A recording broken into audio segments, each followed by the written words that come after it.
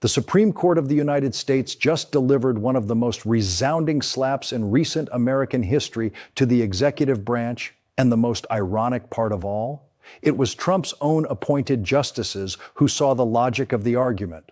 When John Roberts, Neil Gorsuch, and the rest of the majority say the Constitution does not allow this, and Trump responds by calling justices disloyal and insinuating foreign influence, we need to stop and understand what is really happening here, because this is not just a fight about tariffs. This is a dispute over who runs the United States. Let's look at what Joe brought, and then I'll tell you what was left out of the analysis. Now to the Supreme Court. On Friday, remember, striking down President Trump's sweeping global tariffs in a 6-3 ruling, saying the International Emergency Economic Powers Act does not give the president authority to impose broad import duties. Writing for the majority, Chief Justice John Roberts said the framers did not vest any part of the taxing power in the executive branch. The decision leaves open whether businesses can seek refunds on $133 billion already collected. President Trump blasted the justices in response, calling them disloyal and lapdogs, and suggesting they were corrupted by foreign influences. The Supreme Court's ruling on tariffs is deeply disappointing, and I'm ashamed of certain members of the court, absolutely ashamed, for not having the courage to do what's right for our country. I'd like to thank and congratulate Justices Thomas, Alito, and Kavanaugh for their strength and wisdom and love of our country, which is right now very proud of those justices. When you read the dissenting opinions, there's no way that anyone can argue against them. There's no way. You got to do what's right for the Constitution. That's why I respect so much Justice Thomas and Alito, Kavanaugh, because they not only dissented, their dissent is so strong. When you read their dissent, you know, a lot of times you'll read a dissent and it's like, well, you don't know, it could go either way. There's no other way. It's my opinion that the court has been swayed by foreign interests and a political movement that is far smaller than people would ever think. I think that foreign interests are represented. All right, well, you just get out of this. Everything he is saying it's like you can't just let lies is wrong. Continue. Everything is the opposite. I mean, literally, it's the most Orwellian thing. I can't say it's the most Orwellian thing. It's kind of like the Wall Street Journal saying that was the low point of his second term. That was Please, seriously. I mean, Casey could count down the hits, and this wouldn't be the top 40. We'd have to go to a year-end 100 countdown for the top 100 shocking things he said. That one may crack the top 10. That said, foreign influences, please. Please. Is this projection? Is this confession coming from the president? Foreign? I mean, President Trump owes the Supreme Court an apology, says the Wall Street Journal. The individual justice he smeared on Friday, the institution itself, Mr. Trump, doubtless won't offer one, but his rant in response to the tariff defeat of the court was arguably the worst moment of his presidency. Again, come on. If we're listening on like Casey's countdown of the worst moments of his second term, you know, might hear number 14 and then it'll come in. Maybe. But what he said about the three justices that dissented, my God, they should be ashamed of themselves. They should be humiliated because, as Neil Gorsuch pointed out, they had one standard for Joe Biden and they had another standard for Donald Trump. Now, you can say the same thing for the three liberal members of the court who had one standard for Joe Biden and one standard for Donald Trump. The three justices in the middle on this case that actually made up the majority, Gorsuch, Amy Coney Barrett, and John Roberts, actually did something. Oh, my God, Mr. President, it's so shocking. They were consistent legally. And let me just say, I may be a poor, dumb country lawyer, but even I understand there was no room for dissent in this case. It was a 9-0 decision. It should have been a 9-0 decision. He clearly was abusing this process. I think more importantly than that, Frank Four, though, was Neil Gorsuch's concurrence, which went around for good reason. Everything that everyone was saying about too much power being consolidated in the executive branch, in the second branch, Neil Gorsuch, and we'll read some of it in a minute, Neil Gorsuch wrote such an extraordinary concurrence that really held Madisonian democracy up high, and I think offered a lot of people on the left, center, and right hope that we're in a bit of a quandary here. Because I really don't know how we're going to have room for the arch and all the other things Donald Trump's building.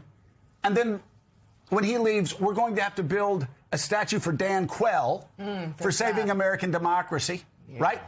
For telling Mike Pence, you got no choice. You got to do your job.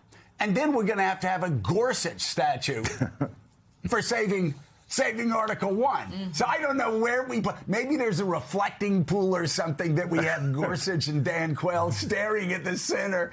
But it is remarkable in these remarkable moments that somebody like on January 6th, it was Dan Quayle that said, no, you got to do your job. Here, you have Neil Gorsuch stepping in going, you guys really need to read the Constitution again.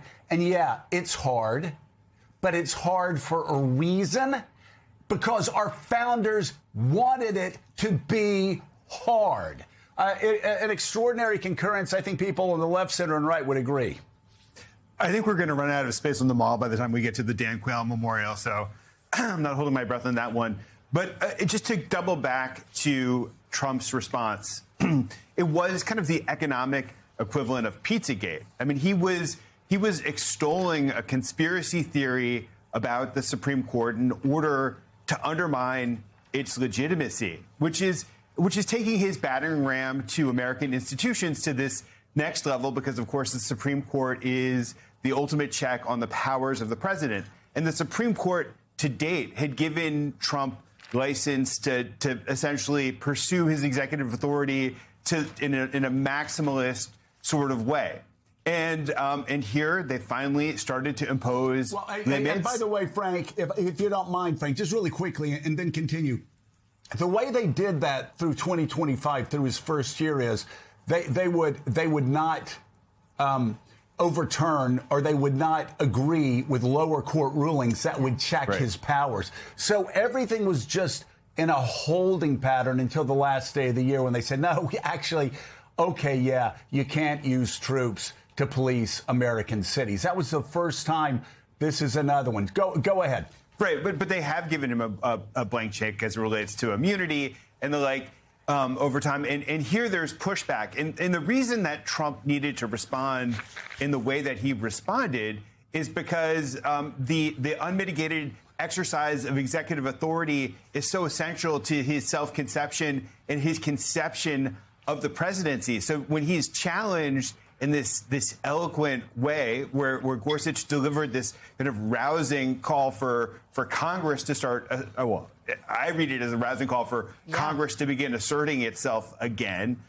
This cuts to the very core of the Trump presidency, which is why he has to respond in the way that he does, because it's an attack on his monomaniacal interpretation of the presidency. What catches my attention about this decision is not the outcome itself. It's what it reveals about the state of the American right in relation to the very institutions it always claimed to defend. The American conservative right spent decades building a narrative that it was the guardian of the Constitution. Originalism, textualism, respect for the founding text. That was the central argument used to justify nominations like those of Gorsuch, Kavanaugh, and Barrett. And now, when those same justices apply exactly that philosophy, Trump calls them disloyal. This is not an accidental contradiction. It is the exposure of the fact that conservative constitutionalism was always, for a portion of the movement, a tool, not a principle. There's another angle that very few people are discussing: what this decision means for the global economy over the coming months. The $133 billion in tariffs already collected is now in dispute. If lower courts open the door to refunds, the federal government faces a fiscal hemorrhage at a sensitive moment. And the companies that pass those costs on to consumers, are they going to return the money? Of course not. The American consumer paid the bill for a policy that the court itself now recognizes as illegal. This is the kind of economic damage that doesn't show up in immediate news coverage, but will reverberate for years.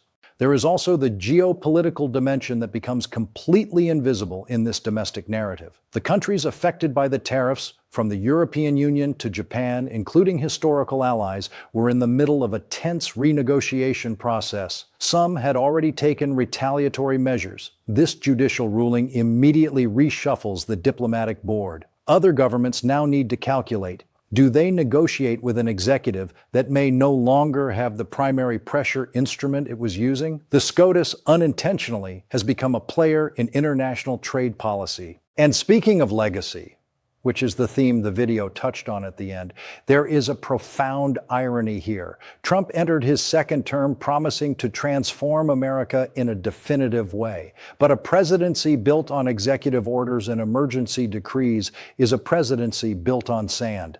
Everything constructed that way can be undone the same way by the next occupant of the White House, or, as we just saw, by 9 justices in Washington. If Trump truly wanted structural, lasting change, he would need Congress. But Congress requires negotiation, concession, coalition building. It requires exactly what this style of leadership is incapable of doing. In the end, this decision is a mirror, and what it reflects is not just the legal limits of a president, it is the political limits of a movement that confused power with authority and mandate with omnipotence. If this kind of analysis resonates with you, leave a like, drop a comment with your thoughts, and tell me, do you believe the American Congress will actually reclaim that role, or will it keep handing the wheel over to the executive?